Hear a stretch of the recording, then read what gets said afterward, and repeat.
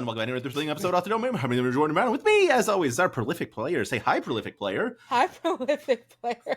It was what you were last time. Yeah, all right. So I it didn't change. I can say words. I'm just not. I was very surprised. That I had to do a thing. Yeah, I shouldn't have been. That's my bad. I've gotten faster. Is what I've learned. Yeah, you have gotten faster.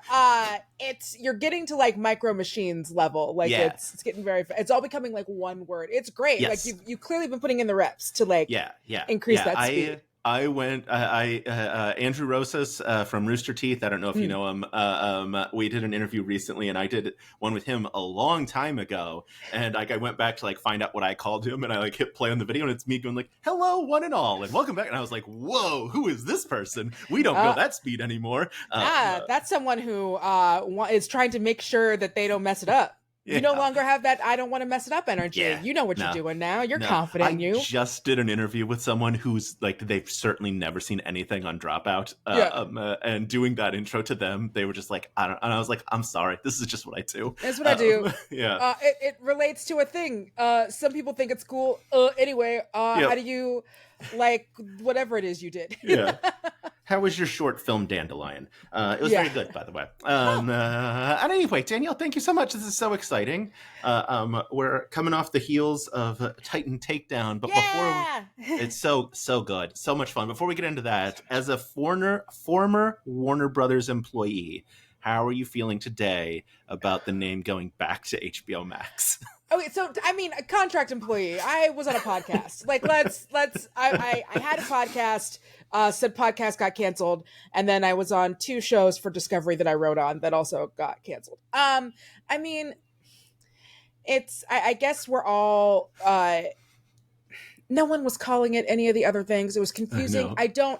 HBO is such a brand name. It would be like if you decided that you were going to start calling Nintendo Dough, or if you were going to start calling Kleenex the Next. Like, what are you talking about? It's HBO. We've all been saying it for, 40, 50 years at this point. HBO has been around forever, so I don't, that Zaslav just came in and had a bunch of ideas, and none of them had anything to do with how to do HBO better. Yeah. It's almost like it was a dare. It's like one of those things where it's like, hey, we will give you $1 billion if you can take this extremely profitable and successful legacy brand and tank it as fast as possible. It is. Let me shut up before I need another job for them. Yeah. Let me stop talking. No. But yes, it's just so funny. It's just it's very silly. So silly. I'm glad that someone was like, hey, like, look, I'm all about taking risks. Like, take a risk, make mistakes, just don't keep making the same ones. But I do feel like, changing the name of a legacy brand is a big risk. How long, when College Humor became Dropout, it was still part of College Humor, and then didn't drop the College Humor Dropout part until Dropout had kind of become its own thing. So maybe wait until Max became its own thing. Yeah. And still every article about them starts with like, they used to be College Humor. It's they still X, have to clarify. And everyone is still like X, the former Twitter. Like, oh yeah, and I did like that someone on the team for Max did post that was like, your turn X. That was fun. I don't spend a whole lot of time on Twitter these days, but I saw that tweet and it was very funny.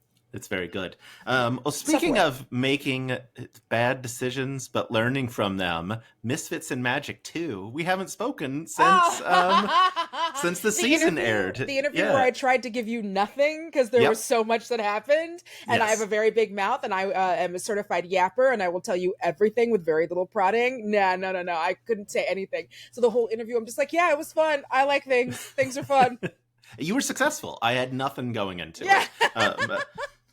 What a season. Congrats. You made me cry. It's very rude. They made me cry. Don't blame me. You blame everybody else at that table. That was not me. Everybody else made me cry, so I had to pass the favor on. Obviously big feelings heavy season. Just really when we say like we explore that period of your early 20s, you're discovering things, you're making mistakes as you go, you can see that in a lot of still having so much impulsivity and still, trying to go about, thinking you can save everyone, thinking you can save the world, like in terms of Kay. And before it starts to really settle in that um you aren't the main character and you do have to take other people's feelings and everything into consideration, even if you think that you're the good guy, even if you're trying your hardest to be a good person, which Kay ultimately is, like at the bottom of everything at their core, is a really good person who was trying to help, but is still, again, going through those growing pains. And going through those growing pains, when you have access to magic, things are going to happen. And I thought that was, I feel like there aren't a lot of, at least modern day properties that I've seen, that really tackle a lot of how difficult that can be to be these kids who are off saving the world.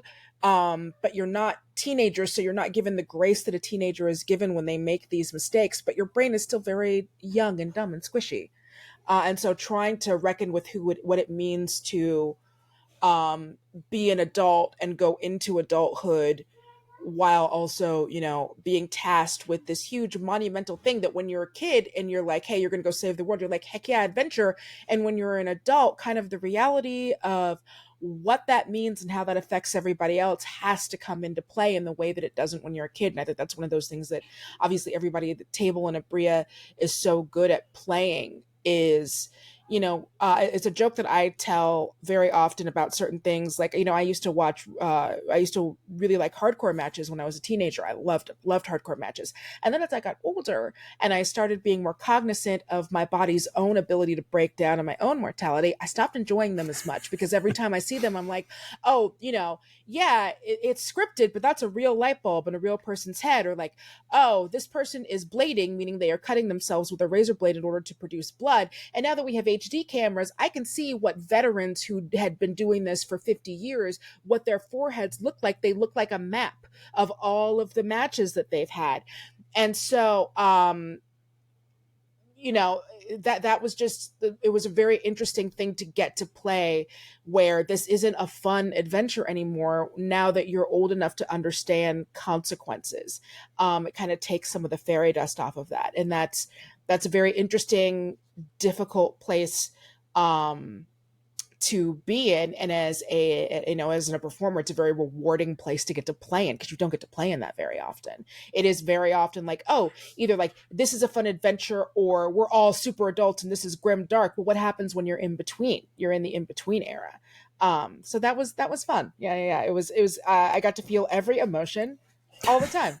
Yeah, on it camera, was in front of a everyone. lot. Yes. Yeah. Absolutely delightful season. It was also super fun. I don't know if you saw, Abria stitched one of my videos where I was yelling at her about, I was like, this is supposed to be a comedy show. What are you doing? It's the comedy season. We said it was the comedy season. There were jokes. That hospital bit was hilarious. That was pretty really good. It was really fun. But she was like, she called me Big Dog and then said, Sam Reich wants his Emmy. I'll get him his Emmy, or something like that, right? Yeah. And then she posted that on Instagram, where our little blood feud is not as well known as it is on TikTok. No! And oh no, the comments were not happy about me. They're like, who does this guy think he is? And I was like, oh no, this is playful. It's a bit. We're doing a bit. We're the bit people. Yeah. We're the bit. Don't be bit police. Oh yes. No. I love that people were being so protective of my baby, but yeah, they just didn't get the context. Yeah. But yeah, no, that was, and I'm glad that everybody got to feel all of the emotions with us. What did we do? Ooh. We cried. We dealt with if it's okay to murder and what it would feel like to be okay with murder. We dealt with loneliness and heartbreak and loss and falling in love and all of the emotions and crying, and yeah, that was a lot. Yeah. I mean, and and on a hopeful note, at least I got to fall in love. Like, at least like there was a bunch of crying, but at least like Sam got to fall in love. That's like something, because there's to make up for all of the tears and the crying. It was, God, just like there were genuinely some it was very funny, because there were full episodes, like you said, the hospital episode, that are basically bits. Yeah. And then there were episodes where like oh, whoops, Daisy, Evan's arm's gone. Which Now we're was gonna, a bit, which yeah, was kind of paying off of a bit that he had yeah. established, and then we go on break, and we take a break. I don't remember if that was shot in the same day or if that was shot later. And we're all leaving the table like, oh, this is really funny. And then Abria's like, hey, what if consequences? And we're all like, I mean, yeah. Like Yeah. literally, like it's a conversation is had, of like, hey, y'all, I know that when we left the table, we were all in a really jokey place. I want you to know before we go in the next episode, how do y'all feel about consequences? And we're all like, we like acting, so Yeah. so bring on consequences. And consequences there were. Yeah. Oh boy. Oh man, it's such a But it's good. always a conversation with Abria. Yeah, I yeah, feel yeah, like it's never yeah. like you get in there and she's so mean. It's like it's always you get an idea of what it's going to be before the season starts, and like you jump on how spicy it's going to be, and that's what I love. That's one of the things I love about playing at our tables. Yeah, yeah. It's somewhat the clip of Jasper saying to her in Bros End, you don't have to do that, or don't do that, whatever. And she like blue Yeah. screens for a minute, is making the rounds again. So funny. And So I great. talked to her about that moment, and she was like, the reason why it specifically triggers that moment for me is because he said it in the tone that was like a, hey, we need to stop, like Yeah, tone. yeah. And so like for her, it just like snaps her into this moment of like, okay, I need to focus in on what's happening. And like, so that's And like then what she causes realizes us. he's doing a little bitty bit. He hasn't Yes. actually like thrown up the X. Like he's Yes. doing a little Yeah. bitty bit. He's But doing a she's bit. ready. But Yes. she's ready for, hey everybody, let's come out for a second. Let's have a conversation above the table. She's ready to she's do that. ready for the conversation, and then they get to keep in the beautiful Yeah. blue screen moment for Abria, Din, din, which din, was din. Yeah. speaking of Jasper, look at these transitions. This is I'm on my A game today. Look, we're gonna Nailing have it. Killing it. Jasper William Cartwright, Rashawn Nadine Scott, Danielle, I don't know your middle name, Radford. When are you going to sit down at a table together? Because I've heard from you posting on Instagram that's your dream playing table. It is one of my dream playing tables. I mean, one of us lives in England, Yeah. so that's a problem. Although I don't know when this is going to go up. This is not going to go up by the time this happens. But I believe Jasper's also going to be at Champions Grove with me next week, out nice. in playing, hanging out with the McElroys. Yeah. I'm going to be DMing for a group of strangers for the first time. So That's very fun. let's hope I don't fuck it up. It's gonna be great. It's gonna be great. I'm really excited. It's gonna be a really fun time of like us going out there and like playing a bunch of games and having a great time. But yeah, so I'm really excited because I mean, obviously there's gonna be the people who are the guests there who like paid to be there and come out, and the priority is gonna be to get them in tables. But if there is an empty table or so and I get to play with Jasper, that is a thing I'm going to make happen. Super fair. I also am just putting it out in the universe. I know all of those people. So like at some point, I'm gonna come to you with like the next charity stream. Jasper, you, Rashawn. We should make it 6. I guess Abria, maybe Iffy. Make it like do like the do the what's the meme where it's like it's African Americans and Mark, like that meme. I get to be Mark. I haven't I haven't played at a table with Iffy since our Hyper RPG days, because we had a show on Hyper RPG that we did, which was super fun. It was Valiant Vanquished. It was based on superheroes, and it was super fun, and it was very Bit City, but we had a great time. So yeah, I'm always, of course, I love Iffy. Iffy's one of my favorite people in the whole world. But yeah, no, me and Rashawn have talked very often about like we gotta be at a table together, because it's like genuinely ridiculous that it hasn't happened yet. So we'll get there, because it's gotta happen. Absolutely has to happen. It's so much fun. It's also funny. This is not as good a transition because it wasn't specifically about that. It's about your past, though. Like the last time we chatted, like my past. I just had like soap opera music goes in my head, like dun dun dun. She's got a past.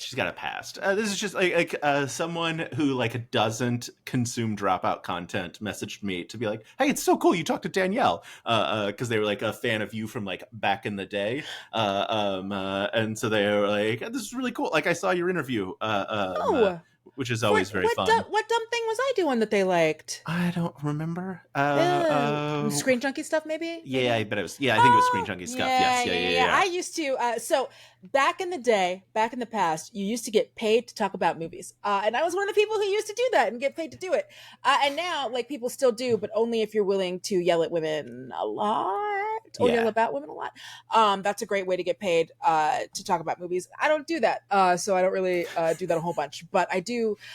That was a really special time. I loved all of those dudes, and I still. There have been times when Fandom has still like brought me back to come on and work on stuff. Like I worked on the Bridgerton trailer last year. I did like the first couple of passes on that before sending that on. So yeah, I loved that, and is very, very fun. It was a portion of the internet before all of these, a bunch of different places started like, getting bought by these bigger companies. And now it seems like that there was that trend where everyone was kind of selling to these larger companies kind of with an idea that they'd still have some measure of like maybe some control, recognizing maybe they didn't have as much, because when you sell something to someone, you do not own it anymore. And so recognizing that they no longer had that measure of control, and now being able to kind of come back and like re-own their stuff like a Smosh did, or like a Giant Bomb just did. So I'm very interested to see, because it seems like a lot of folks are being really heartened by the dropout model, which I do think can work very well for people who already have kind of that established audience, to be able to do those things, as long as you're not trying to be too crazy, expanding too quick, going too far away from what it is that audience specifically has come for, and not spending too much money. You could make some things happen. So I'm really interested to see. I feel like the next couple of years, we're going to see a lot more companies that we used to hear a lot more about before maybe they got sold off or bought or acquisitioned. There's a better word for that. But before they got acquired by these bigger spaces, I think we're going to start to see a lot more of these companies kind of come back, and it's going to be really fun and really interesting. People recognizing that there are ways that they can make opportunity for themselves, and they don't need some hedge fund dude who doesn't necessarily know a lot about how to make content. They only know that there's somehow a way to make money in it, like telling them how to do it, instead of just like people making their own stuff. It's great. Yeah, I'm being hilarious in this, by the way. I'm being so funny in this interview. This is great content. Look, sometimes people you've also got jokes. Yeah, I'm usually a lot more jokey. I don't know why I'm so introspective today. I gotta knock that shit off. No, introspection is great. Sometimes it's Bit City, sometimes it's introspection. Sometimes it's on the road to Bit City. You reach the introspection archipelago. So yes. That's where we're at. It just makes sense. Yeah. All right. Check your maps, people. Yeah.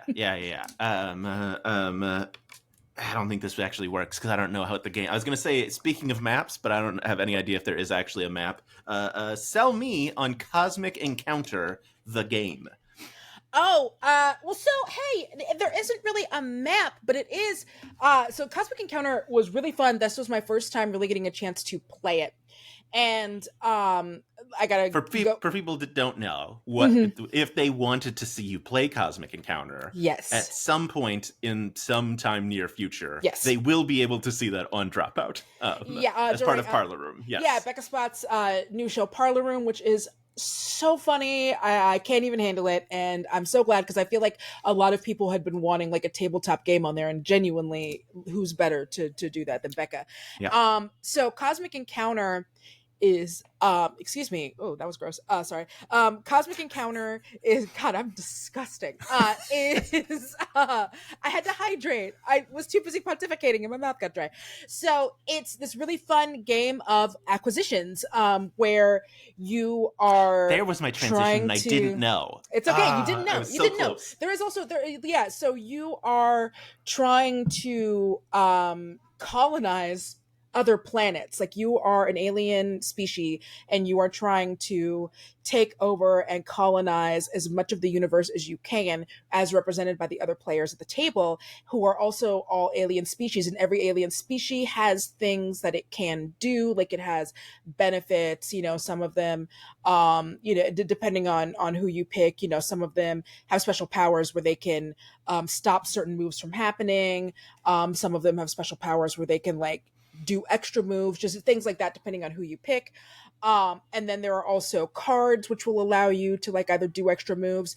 And there's a lot of negotiating. There's a lot of alliances being made and then being broken, which is really a lot of the fun. And I think I don't think I'm speaking out of turn here. This is one of the more rules heavy, kind of crunchier games on the season, because I think Becca just kind of wanted to see and get a gauge of what the audience would like to see. Mm-hmm. And so she put on one that was really, a very much like tabletop. Like I've got a couple of friends who have been like, yeah, that's one of those games that like I would play. That's the type of game that I like respect. That's if you're someone who prefers a Settlers of Catan to say a Blockbuster, which we don't play this season, but I would love to play on that show.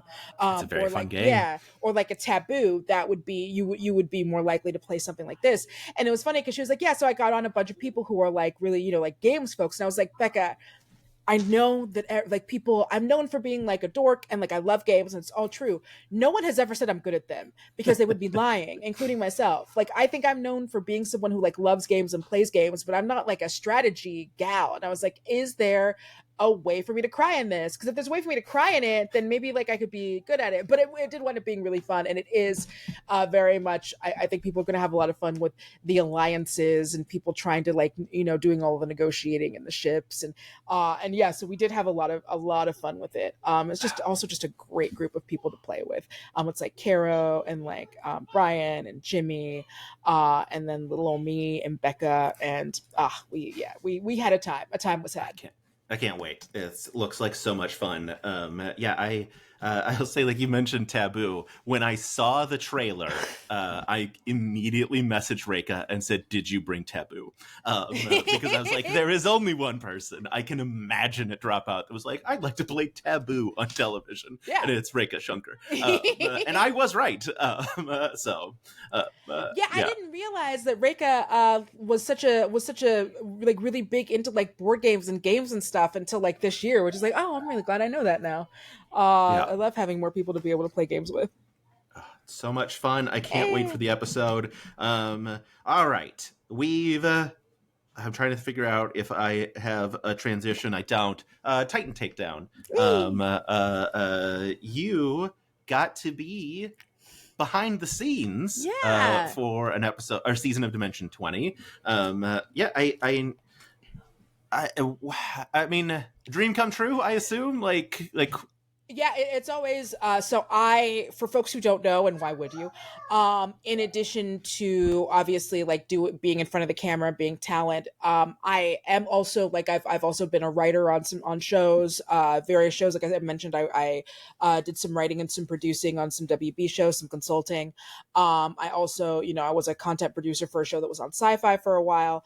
I've been a producer in a bunch of different places, so like being behind the camera and doing that kind of stuff isn't anything that's like new to me, but it is semi new to me for Dropout. Like I did do some writing on a season of Actually, and then this was my first time getting to come in and do consulting, and that was such a blast. Just getting to sit in Video Village. I'm like sitting there taking notes as everything is happening. Of course, no one's hands are moving faster than Sky's as like notes are happening, and just seeing. It's always fun to see, because typically when I've done shows where I am both producing and in front of the camera, it's usually like I used to work for a place called Snarled, where I was like producing and I was in front of the camera, because like these were like my shows that I'd pitched to them. So I'm used to kind of doing it in this way, where it's like, I'm sorry, that was my alarm reminding me to be here. So I have ADHD. I live my life by a series of alarms. Try it; it helps. Your friends and family will be much less angry at you, I promise. So I started. So this is the first time when it's like, okay, this isn't like my thing, But now I've done a season of it where I'm in front of the camera. Now I'm doing a season of it where I'm behind the camera as a consultant. And that was such a blast. Just a really, really fun, good time. Getting to kind of see how the sausage is made from the other side of it, and getting to be in meetings where, when we're breaking in between, we come back and we would do a meeting and everyone would discuss what happened and like possibilities of like what could happen next. And so getting to kind of be in the room with the team, and I'm getting, and like I not just being able to come in and talk about like, oh hey, like wrestling thing this, wrestling thing that, but also being able to like weigh in on story, because like they're all like, hey, like you're a writer, like come in here.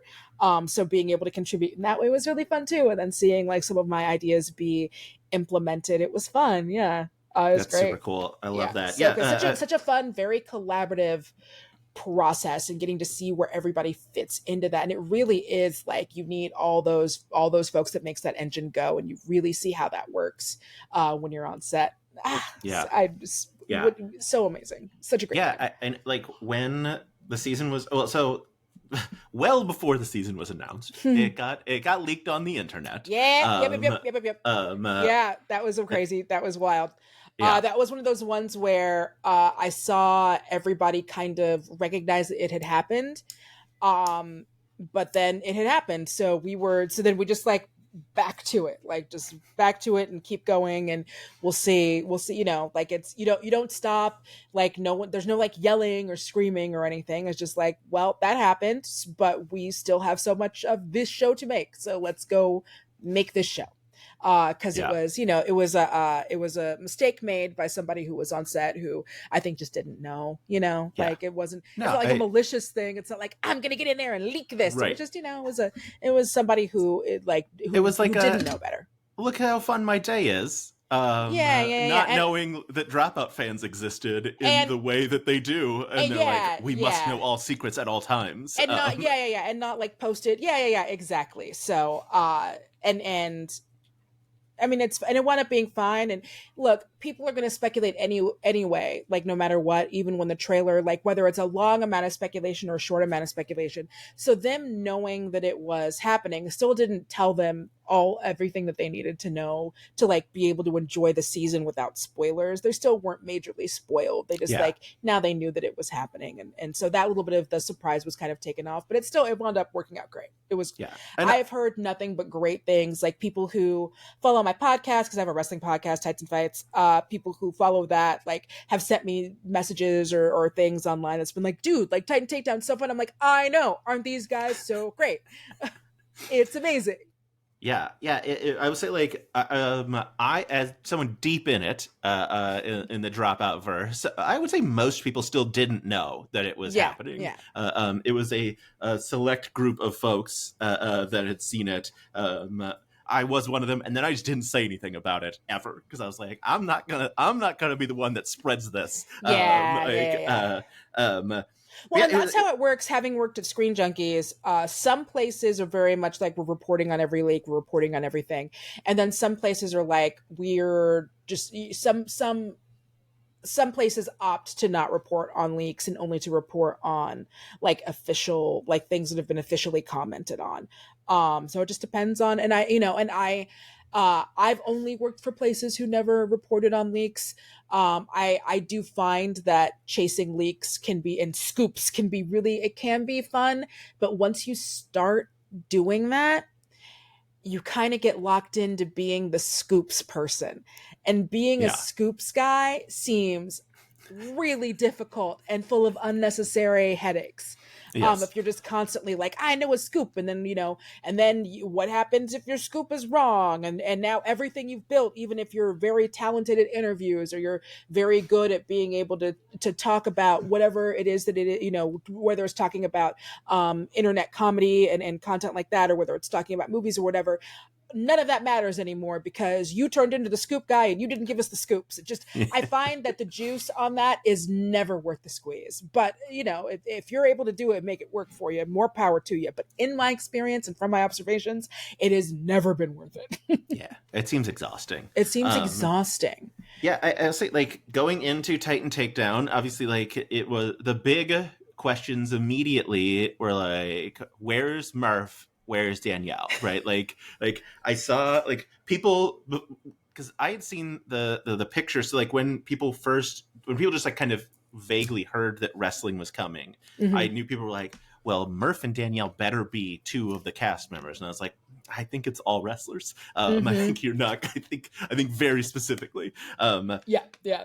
And then I think I was texting with you when the trailer came out because I was so excited for it and like excited for you. And I believe you were like, "Hey, go check the credits." I had to make sure because I wasn't sure if that was out that I had been involved in it. And you know me, I'm very careful about not because I will keep yapping. I am a championship yapper. I don't want to be the Tom Holland of Dropout. So Yeah. I am very careful about like I wasn't going to say anything until I saw that my credit was listed on the FAQ, and then I was like, okay, if it's listed on the FAQ, if it's listed on the fact, then I feel like I can say like yeah, I had like some involvement in this. Yes, yeah, because Murph and Iffy not listed in the No. FAQ. Those are that post credit was to surprise everyone. Yeah. But it was so funny because I know like Brennan did like a media day about it, and someone asked him, a friend of mine, Liz, asked him Liz. like about the post credits scene, and he was like, "You think I wouldn't bring Murph into this?" Like Yeah. it's like Like an immediate like Brennan rant of like of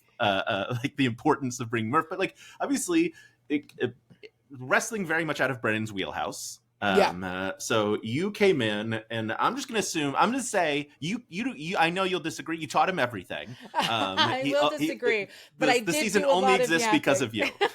But yeah, what was that like getting the call in? Like, how did Brennan approach this? It's so yeah, it was so much fun. So during one of the taping days of Mismatch 2, it was during WrestleMania. Like we were taping during a WrestleMania day.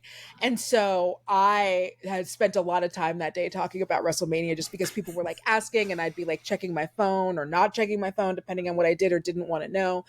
And people are so kind about your hobbies that they don't care about over there that they're like, hey, like it might not be for me, but Danielle seems to care about this a whole lot, and we care about Danielle, so we're gonna ask her about it, because I'm very used to people being like, Danielle, if you talk about wrestling one more time, like I love you forever, but I'm gonna leave until the topic changes.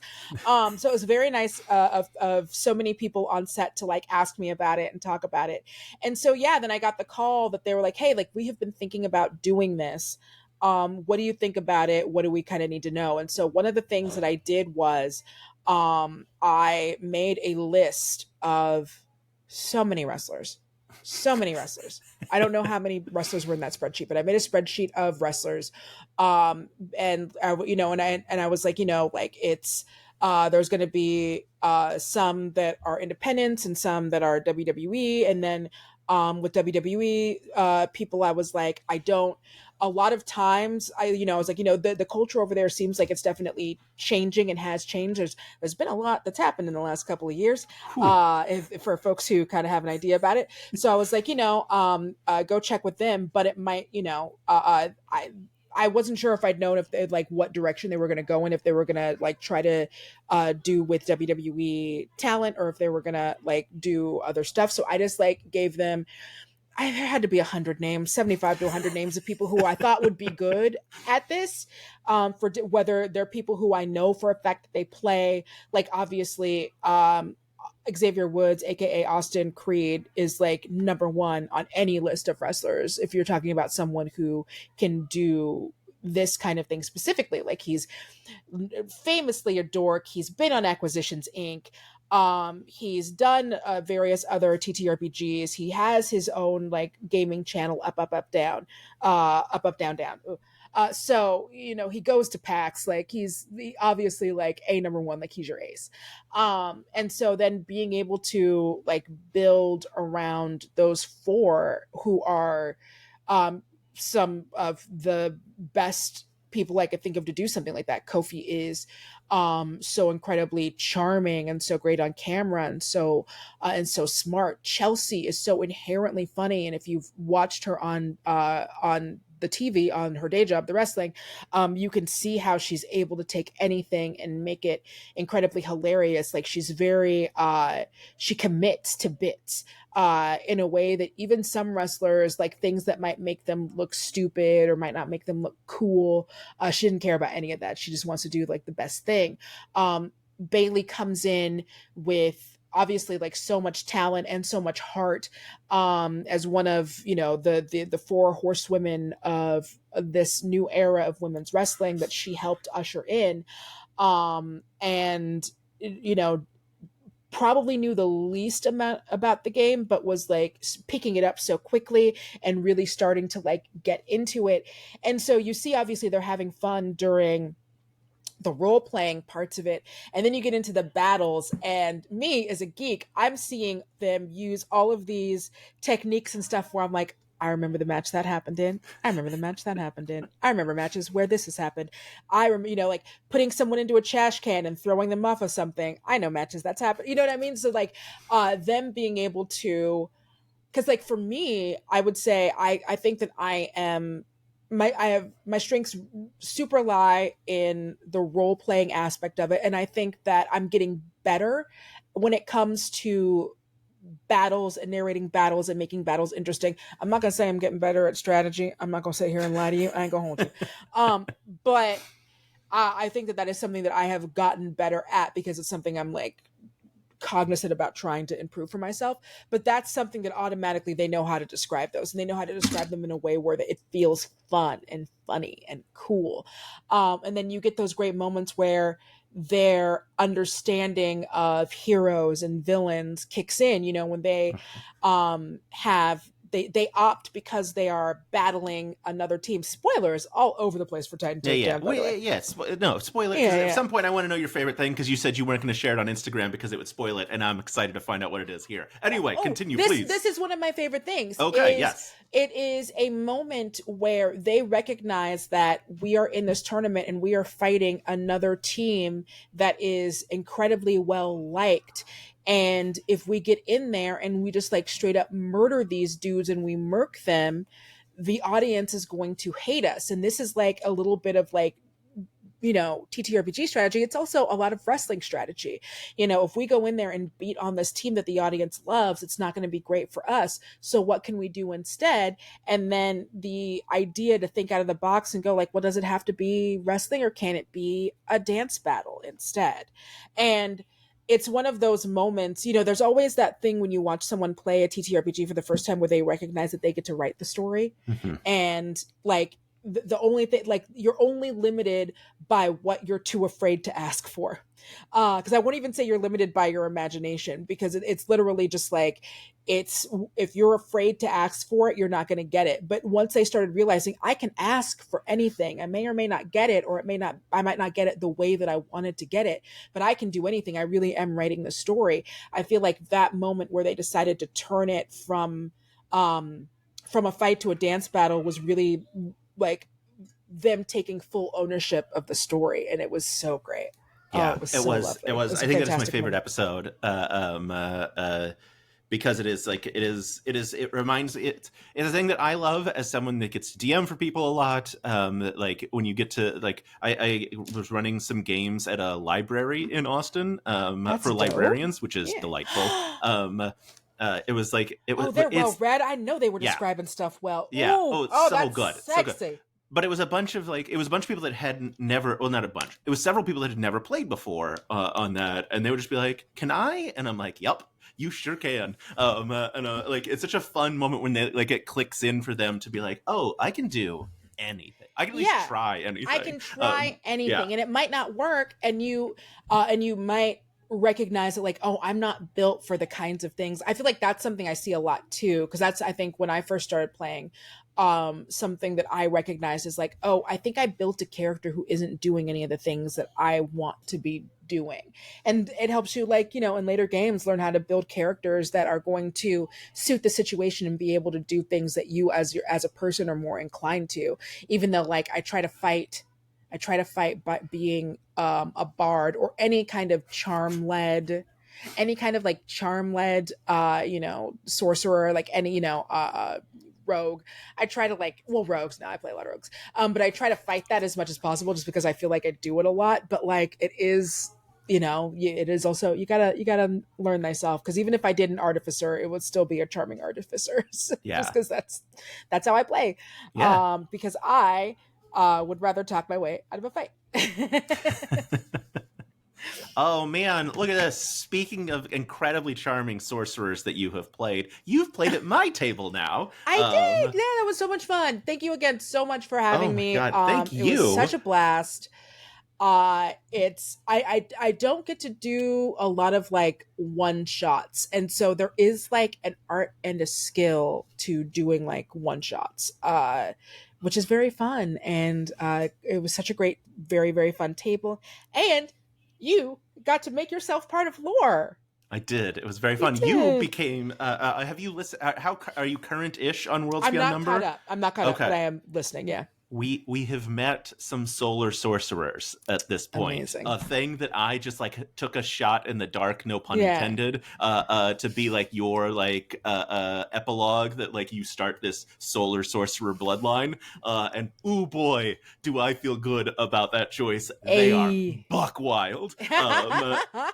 And I was like, yeah, that feels good. That feels good to look. I don't care that Brennan said it's a multiversal, like it's canon in the way everything can be canon. To me, it was really canon. In your heart, it's canon. Yes, in my heart, it's canon. Yeah, it was so much. That was so much fun. Thank you, because it was a delight having you. No, thank you. That was so much fun. We raised so much money. Yes, $33,000 is wild. It's wild. Look what y'all did. Y'all did that. Y'all did all that money y'all spent. Thank you. All that money for charity. It was so much fun. Yeah, I'm excited for when you get caught up. So like through 47, it's there. 48 came out this week. 47 is the one that like you'll know. You'll know. Please text me, because you're gonna be like, oh, holy shit. Brennan Mulligan is built different. The man is built different. His brain is wild. It's true. It's true.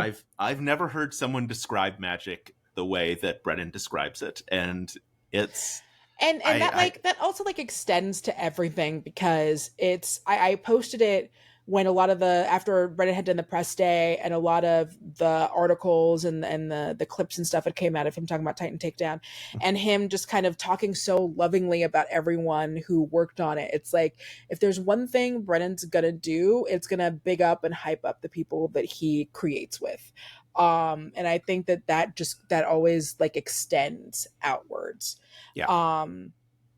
It's I think being talented and great and smart and funny is obviously amazing, and few people can do it. I think being able to do that, and also being like a good, generous person and player, those are like, if you can't do the other stuff, don't beat yourself up ever. If you're not a Brennan Lee Mulligan, most of us aren't, but or if you're not an Abria, if you're not a Brennan, if you're not a Matt Mercer, like, don't beat yourself up about it. The parts of them you can take are being incredibly generous and awesome, and treating people well, both in and out, and like genuinely like caring and giving a crap beyond like the sphere of yourself. That's something anybody can do. Anyone can do that. Yeah, I'll say, like, speaking of Brennan's generosity as a player, in our game, he had turned into a dragon. I think it actually was witch, dragon, sheep, dragon. I think that was the order. It was something like that. It was a bonkers game. Level 21 shots are wild. Every time I would like start building my character, you would be like, you've gone up another like 4 levels. I'm like, okay, well, time to open back up Beyond and see what I can do now.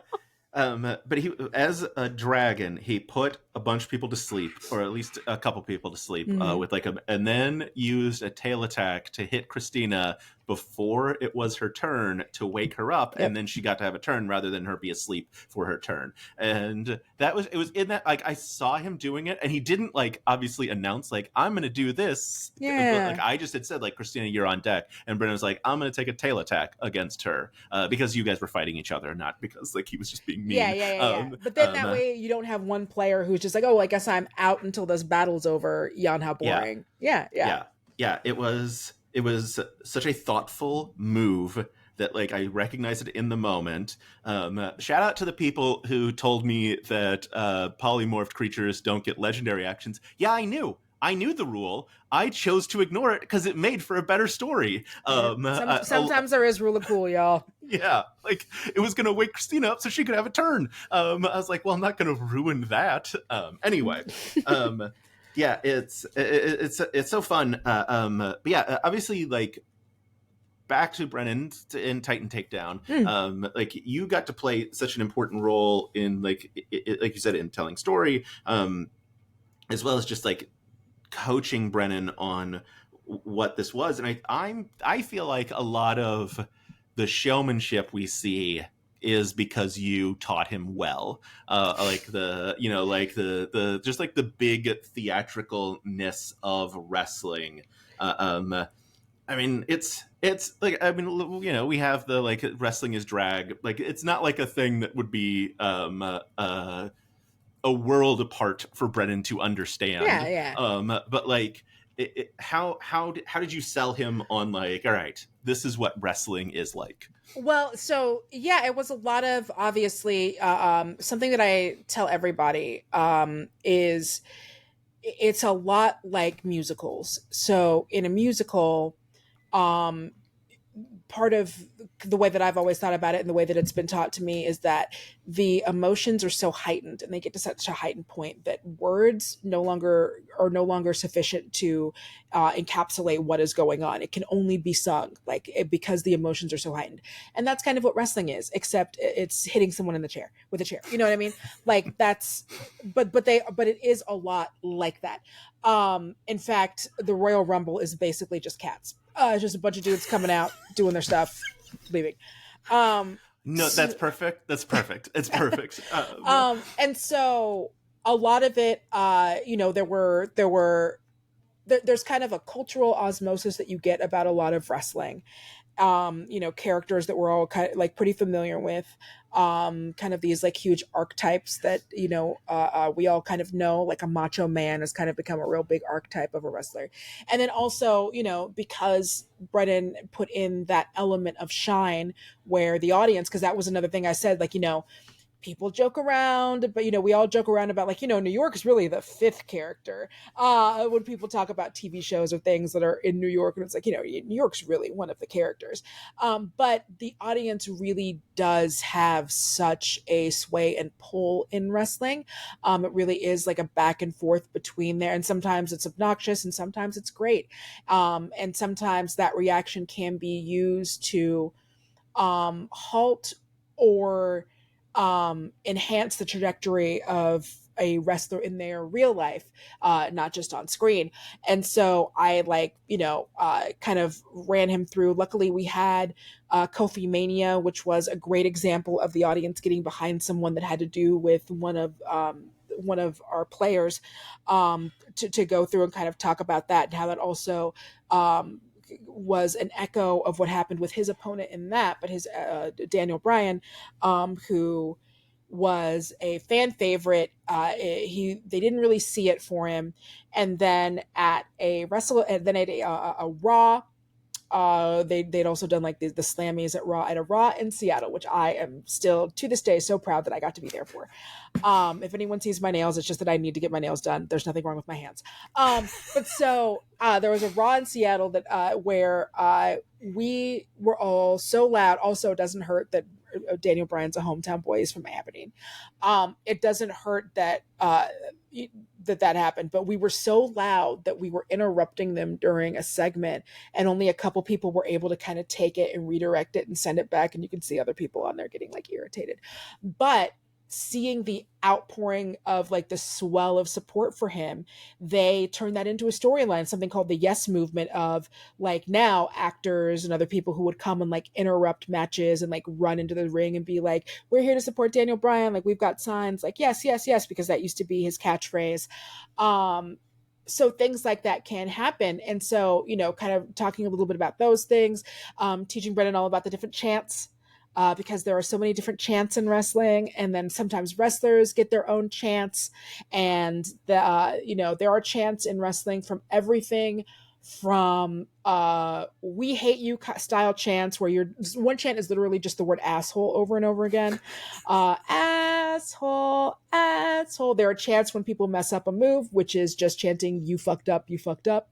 There are chants when something is boring, that's the worst one. All the other chants you want, you don't want to get a you fucked up, and you don't want to get a boring. Everything else is gravy, because it means that people are it means that they're engaged with what you're doing.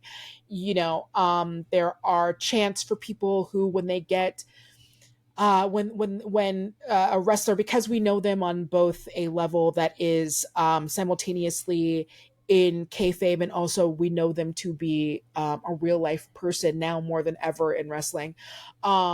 When something happens to someone, people will literally chant, you deserve it. Like if something good has happened to somebody who people have been looking for. Yeah, that's the face. You should make that face. That's the face that I make when I talk about it, because it does make you cry. It makes you tear up sometimes, especially for me. That was the right face. So kind of teaching him about that, and like you know, how much sway and pull the audience had. And then, you know, some of the quirks of wrestling, like parking lot fights, and you know, different styles of wrestling matches, you know, from something like a Royal Rumble with its rules, and the difference between that and like a Hell in a Cell match, and the difference between that and then just what the regular rules of kind of like wrestling are, which basically almost every match in this was a hardcore match. But there are some rules about disqualification, but obviously it's not going to be because if everything was you know, if you couldn't have powers or magic or any outside things like that, that's not super fun for a D&D show. So yeah, a lot of stuff like that. And then just like, you know, showing him some of the best of our players, and like, I'm going to make you fall in love with these 4 people, and it's going to be really easy because look at them. And so showing him a bunch of those, and then watching him fall in love with them as they play, and then as the show comes out, watching people who aren't necessarily into wrestling fall in love with them too, which is one of my favorite things. Oh. I love that so much. Well, speaking of loving wrestling and things that you've done, that's sort of a trend. You were on one of my favorite episodes of Mad Pod that's ever existed, the Twoyle Twumble. Truly, so I mean, what an honor to just like, I mean, I'd presumably be asked to like come guest on Mad Pod, but for Murf to make a system designed for you. I mean, obviously Murf loves wrestling as well, but like, yeah, like, I think this was like, I mean, I would love if it was designed for me. It wasn't around the Royal Rumble, and I feel like this is one where it's like you get those opportunities where you look someone in the eye and go, oh, you, me, same, and you finally get to do a thing that you've always kind of wanted to do, and it was like, yes, I got Danielle, now I can do it. And I didn't know that that's what we were, you know, kind of had an idea, and it was so much fun. And that there's all those like the running jokes and the inside jokes for all of the fans, which is so smart and brilliant of Murf, because you're going to have some people who don't know about wrestling, but they're going to know about the jokes, and they're going to get they're going to know why Sonic is there. They're going to know all of the jokes from the pod, so it still keeps people you know, entertained and engrossed, because Murf, I don't know if you know this, really fucking good at his job. He's really good at it. So being able to do all of that, and then you know, there was fun for me of like wrestlers would come up and people like didn't necessarily know who they are, and I'm like, no, that's part of the fun. Like that's because the audience is also not going to know, and like it's part of the fun to kind of like play around with that kind of thing. And so yeah, it was so fun us doing dueling JRs. It was a really good time. That was so great. Dueling JRs, absolutely fantastic. Yeah, I bagosh, bagosh, bagosh, bagosh, bagosh, bagosh, bagosh, bagosh, bagosh, bagosh, bagosh, bagosh, bagosh, bagosh, bagosh, bagosh. Sorry. No. Yeah, so much fun. All right. If you could cast a 4-person wrestling table from across time, Cross time no limitations. What's your table to come play D&D? of wrestlers. Oh my. That's a really tough one. That's really hard because I'm trying to think of like people who can do storytelling. Now, are we talking of wrestlers or just across time in general? Wrestlers Wrestlers across time. specifically. Yeah, Okay, yeah, yeah. yeah. 4-person table. Tony Storm right now. Tony Storm is doing some of the best work. She has a character called, she's on AEW. She has a character called Timeless Tony Storm. And her character she's kind of this like old school, like kind of 1940s style movie star. And like they've had, the screen turns black and white when like she makes her entrance. They've had her do fun things with like Turner Classic Movies is Ben Mankiewicz, which has been a delight, and she's really good at telling story and really good at character. And so I think that she would be a really fun one that I would love to get on there. So we're gonna put her down. I think it gets real hard when you start going back in the day, because I'm gonna be honest, they're not all Yeah. what you know Like, part back of me, then is not what you know now. yeah, part of me's like, but what if we got Hulk Hogan and then killed him immediately, and then just made him sit in silence at the table for the rest of the time? I don't even want him at the Yeah. table. That's the No, only you're bummer right. part. Yeah. Can we kill him in real life? No, that's not real. I didn't say No. that for real. That was a joke in Minecraft. But yeah, so that would be a really fun one. Andre the Giant, I think. Ooh, yeah.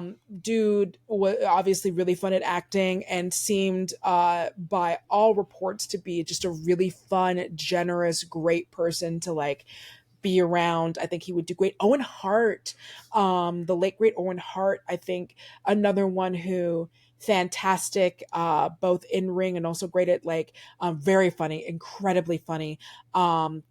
I think that he would be someone who would do some really great work. And I think also a young Mae Young. I think we think of Mae Young when she was doing a lot of work in the Attitude Era. And in the Attitude Era, it was a lot of like, oh, I'm old and it's funny. Put me through a table. It's funny. I'm going to give birth to a hand. It's funny. But she was kind of like, back in her day, this really badass like queer, obviously no one knew she was queer, but like this really badass like queer lady doing good work, and kind of a shooter meaning like some of the moves she did, she was hitting you for real. So I think that might be a really good one. I might really like that. Yeah, I think I might really like that table. I'm trying to think of who else I might add to that. I know that I have a bunch more. It's hard. I'm like put on the spot, but I'm trying to think of a couple who didn't turn out to be shit bags. That's kind of a lot of the problem. It becomes difficult. It becomes difficult because didn't become I watched that Vince McMahon documentary. Yeah. It's yikes. It's a big yikes. And obviously like there are a lot of legendary like black wrestlers that just a lot of people like don't super know about that would probably be great at this if they weren't, if they didn't think it was too turkey. But yes, I think that's my 4. I feel very good about that. I love it. Yeah. Danielle, this is such a delight. Thank you so much. All right. Obviously people should go listen to Titan Fights. I could listen to you talk wrestling forever and ever. I would not walk away. You're one of the few, the proud, the people who can listen to me talk about wrestling forever. It's delightful. Look, I love interviewing people that are excited about a thing. Thank you. It's always so much fun. Also makes my job way easier because I just ask like one thing and then you go, and then I'm just talk like for 20 fucking years. It's great. It's perfect. All right, Titan Fights. People can find, I believe, on the Maximum Fun Network, right? That's where that is. Yeah, Max Fun Network. It's on any of the big podcasty places, so you can find it on your Apples. You can find it on your Spotify's. And we are now, our producer Julian has started putting up, I gotta wear makeup now. He started putting up clips of us like on our Instagram and on TikTok, so you can also find us over there with some more like visual stuff, which is really fun. Except that I have to fucking do makeup. I have to do like my eyeliner. I gotta fucking slap a wig on. It's a whole to do, but it's a worth good it. wig, though. And it seems like people are digging it. Yeah. I love that. All right. If people have a time machine, they could go to Champions of the Grove. That's what it's called, right? Champions Grove, I believe. Champions Grove. Yeah. There we go. Anything else where people can find you besides like generally on the internet? I mean, yeah, it's mostly like generally on the internet. I do. This is a dropout heavy audience, so I do have my episode of Parlor Room. Not sure when that's coming out. I've got an episode of I'm Actually, not sure when that's coming out. But if you're ever looking for any of the stuff, find me on Instagram, the Pretty People website. It'll be, I think it was an underscore in there. I don't know. You can find it. It'll be the one that looks like me. I'm on Blue Sky. I'm not really on Twitter very much anymore. I occasionally pop on there to post something and then get out as soon as I can. It's like when you're playing like a first person shooter and you like peek around the corner and you throw like a bomb and then you run the other fucking way. That's how I am with Twitter right now. So I'm not super on there, but mostly, you can find me on Blue Sky and on there. And it'll be the one that looks like me, unless I'm like, I don't know, trying to sell you a bunch of laptops, or if I DM you and make you think that we're in love, but you need to give me $20,000 so we can open a charity together. That's not me. So that's good to know. That's just for anyone. If you follow someone and they look like they're a celebrity, but they're like, Tyler Perry's like, hey, I need you to give me tens of thousands of dollars so we can open a charity together. No, I will not FaceTime. You don't have to worry about meeting me, but we are getting married. I promise. You're not. Yeah. So don't. That's good advice. Yeah. And it's just life advice. The way people can know it's you on Instagram is you post proofs of life. I do. I try to do a proof of life whenever I remember to take a selfie, and they're real big. So you'll just see the biggest version of my face. Thank you. They're great. I love them. I look forward to them every time I see them. Danielle, thank you so much. This was such a delight. All right. I'm going to get to work on our next charity table that finally gets you, Jasper, and Rashawn all in one place at the same time. I don't have an interview. I'm just gonna stop recording. The end. Okay, bye. We stopped recording.